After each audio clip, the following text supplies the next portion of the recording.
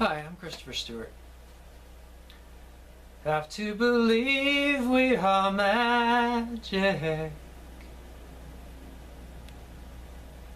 You know, film brings people together like nothing else on this earth. And I have to say, working in Howling VI was probably the best time of my entire life. The script wasn't that great. There were a lot of problems with the whole kind of thing. It wasn't something that was really a standout type of film. And my performance in that, I hate my performance in that. Every time I watch that film, I think I could do it better. And I see that I was nervous, and I really didn't like that. That's probably the only film I've ever done that I was nervous in. But the production itself meant more to me than anything, because I finally got a chance to work with my best friends on equal footing in a film. And that's so rare, and you just cherish every moment of it. Even if you'd screw up lines or screw up something, or even if you're delivering things a little bit wrong, even if the final print shows errors that you're in your acting, just being able to work with your friends sometimes is more than enough to just balance it out and say, this is just a fantastic memory. You know, I mean, when I did the action pack and when I did this film, it was the first time that I got the chance to work with Rucker. Rutger Hauer and I have been friends since God knows how long, and we could never hit it off right, because either he was filming in the United States and I was filming in Italy, or he was filming in England and I was filming in France, just something like that. It was back and forth. We were just in different countries all the time.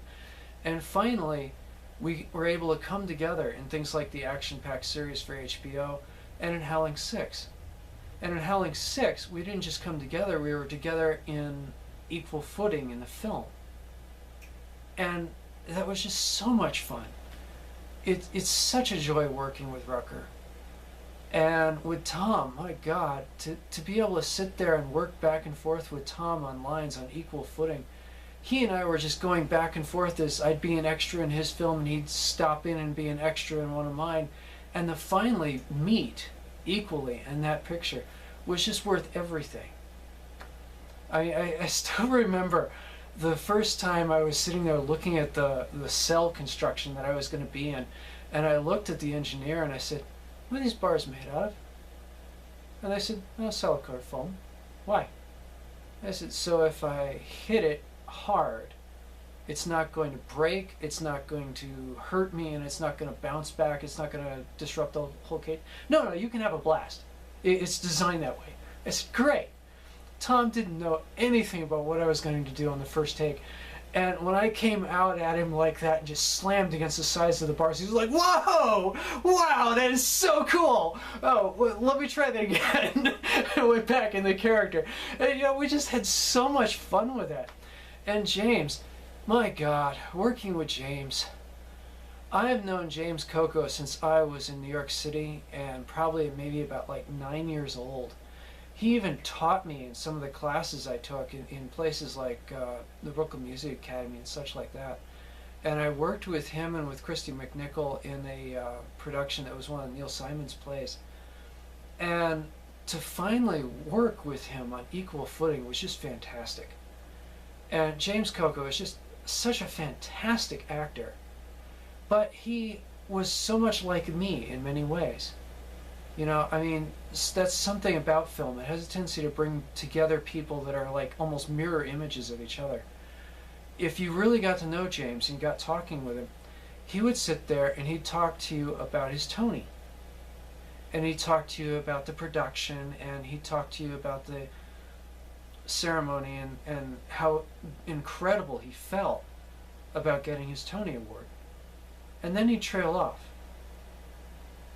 And then the people he really could talk to, he would start explaining how terrible he felt when he explained to his family that he'd gotten a Tony.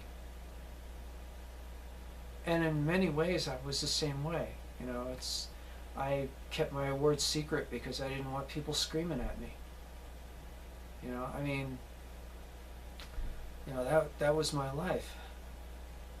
And I kept a lot of my production secret because I didn't want people yelling at me. My father, my God, he would sit there screaming at me because all of a sudden I did a film that he didn't have a pay record for. And he was wondering where his money was. Things like that, the money that I got from film that my father took the money and ran. I never saw a dime. All those films that I got paid through my agent, they were paid to my agent, paid to my father. My father took the money. So there's a lot of that I could identify with James. And in many ways, we were very much alike. And we could finally step together on camera. It was just so much fun to just sit there, lift him up, have him lift me up, and just work off each other, key off each other, and be supporting actors with each other. It was just amazing. And he was a fantastic actor. People don't realize just how good James Coco was. And primarily it's because he was supportive. And he could just sit there and throw keys and throw stage techniques at you like he was a master, and you'd just be sitting there going, wait a minute, what? Do that again, I want to learn that. He was just fantastic. He was a Broadway superstar. And, working with him was just a joy. It really was. And there were so many really fantastic times in that. Can you imagine sitting there with Rutger Hauer and doing carpentry on a church? Painting and stuff? It was just fun. It really was. It was just the time of our lives. And if I never do another film, I'm just glad I did that one. Those were some of the best times of my life. I can't really talk much about the production. I don't remember a great deal. Things went so fast with that. I do remember the funny thing was, during the start of the production, they were explaining things to me, and I was reading the script, and I said, wouldn't it be neat if we turned this character into a Brit? And I looked at Tom and Val, and Val was working on the makeup with me and with the makeup artist from, I forget exactly where now.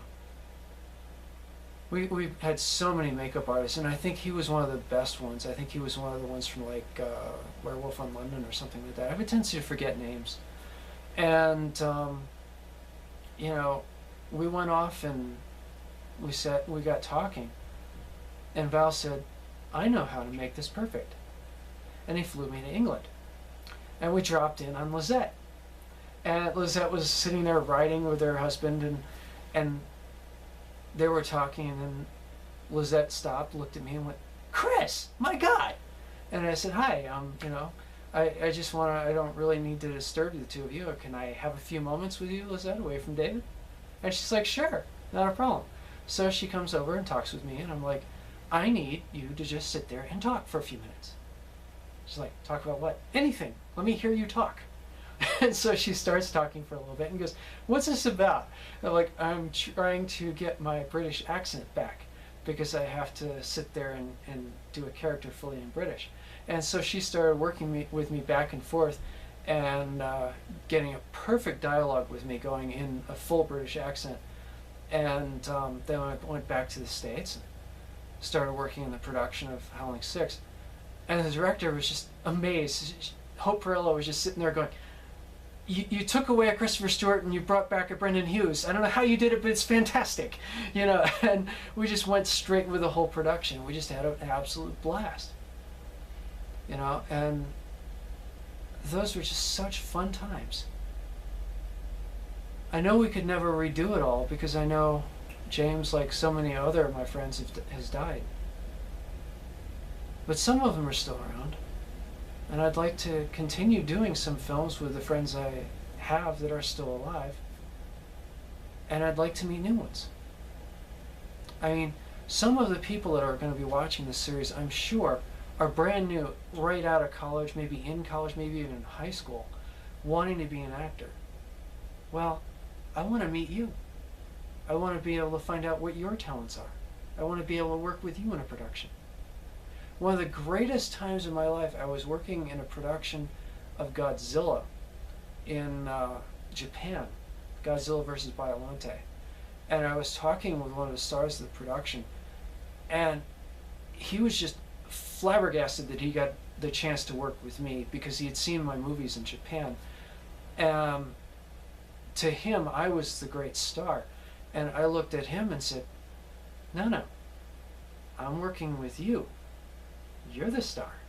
I want to work with you on equal footing.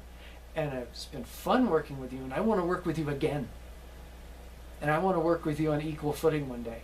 So let's work towards that someday. And he was all for that. He's just loving that.